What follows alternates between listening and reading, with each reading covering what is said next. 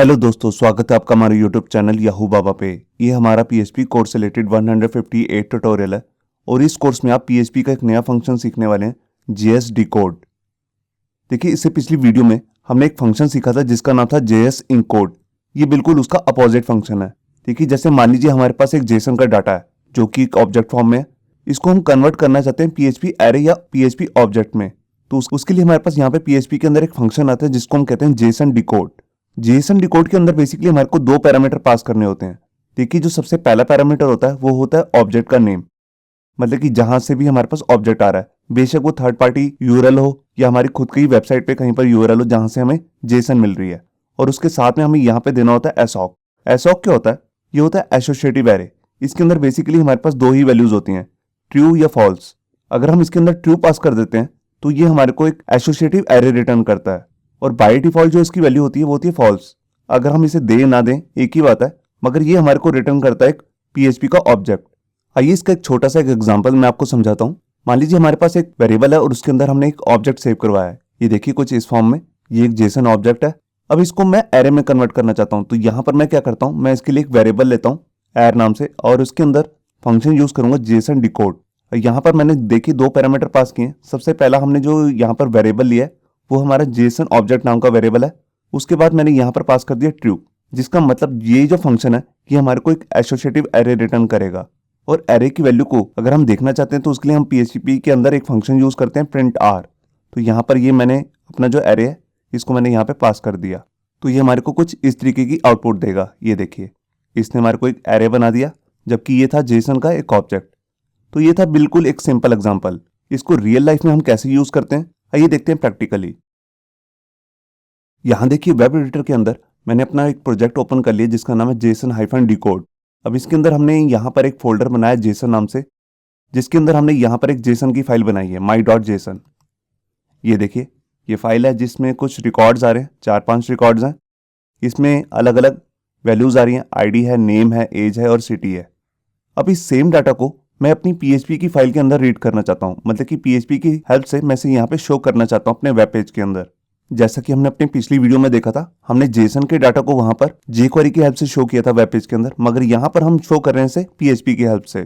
तो देखिए उसके लिए सबसे पहले मेरे को क्या करना है, मैं सबसे पहले जो ये हमारा जेसन की फाइल है इसका सारा डाटा को यहाँ पे लेकर आना है। तो उसके लिए सबसे पहले मैं एक वेरिएबल बना लेता हूँ जेसन स्ट्रिंग, और इसके अंदर आकर मैं अपनी इस वाली फाइल का पाथ दूंगा जो है my.json।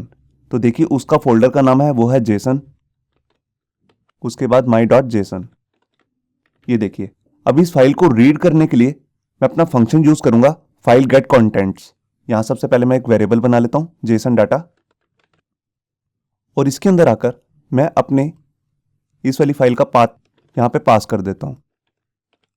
अगर आपको इस फंक्शन के बारे में नहीं पता तो मैं ऊपर आई बटन पर इसका एक लिंक दे दूंगा जहां से जाके आप वीडियो देख सकते हैं कि कैसे ये किसी भी फाइल का डाटा गेट करके ले आता है। तो ये क्या करेगा फंक्शन, ये इस वाली फाइल के अंदर जोन सा भी जेसन का डाटा है उस सबको फैच करके इस वाले वेरिएबल के अंदर स्टोर कर देगा। तो यहाँ पर हमारे पास अब जेसन का डाटा तो आ चुका है, अब इसको हमने कन्वर्ट करना है एरे के अंदर। तो यहाँ पर मैं एक वेरिएबल ले लेता हूँ $arr, मतलब कि एरे, और यहाँ पे मैं अपना फंक्शन यूज करूंगा जेसन डिकोड। और यहाँ पर मेरे को दो पैरामीटर लेने हैं। सबसे पहला पैरामीटर है वो है जेसन, तो यहाँ पर ये हमारे पास आ चुका है।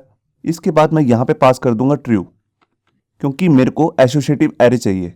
अब इस एरे की वैल्यू को मैं प्रिंट करना चाहता हूं, तो यहाँ पे मैं अपना फंक्शन यूज करूंगा पीएचपी का प्रिंट आर। यहाँ मैं अपना एरे नाम का वेरिएबल को पास कर देता हूं। अब इसकी फॉर्मेटिंग को सही रखने के लिए मैं इसको प्री टैग के अंदर डाल देता हूं, और इसको कॉपी करके नीचे क्लोज भी कर देता हूं।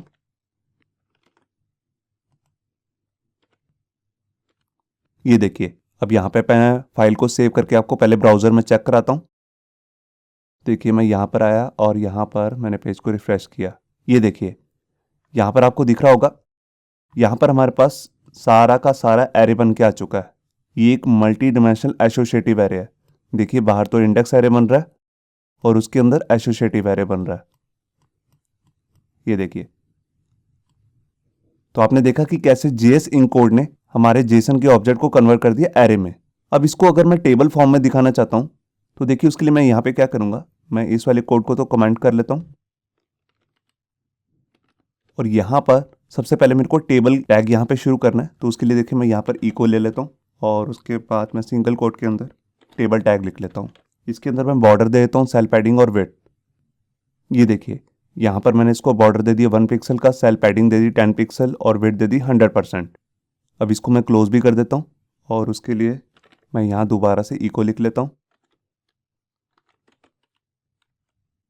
अब इसके अंदर आकर यहाँ पर मेरे को अपना फॉर ईच का लूप चलाना है, क्योंकि जब भी मैं एरे को प्रिंट करना चाहता हूँ तो यहाँ पर हमारे पास आता है फॉर ईच का लूप।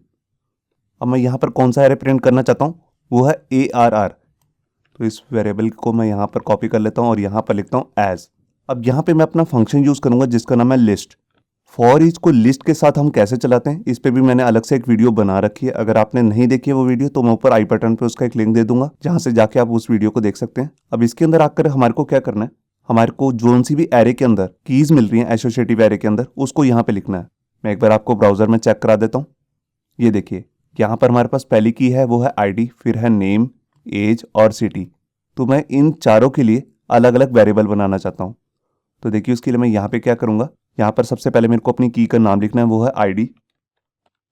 और उसके बाद एरो ऑपरेटर लगा के यहाँ पर मैं इसको एक वेरिएबल के अंदर स्टोर करा देता हूँ। ये देखिए कुछ इस तरीके से। अब मैं इसी को कॉपी कर लेता हूँ और यहाँ पर यूज़ कर लेता हूँ जो इसकी की है नेक्स्ट की नेम, और यहाँ पर भी इसको एक नेम देता हूँ, वेरिएबल को नेम। उसके बाद मैं यहाँ पर ले लेता हूँ जैसे एज,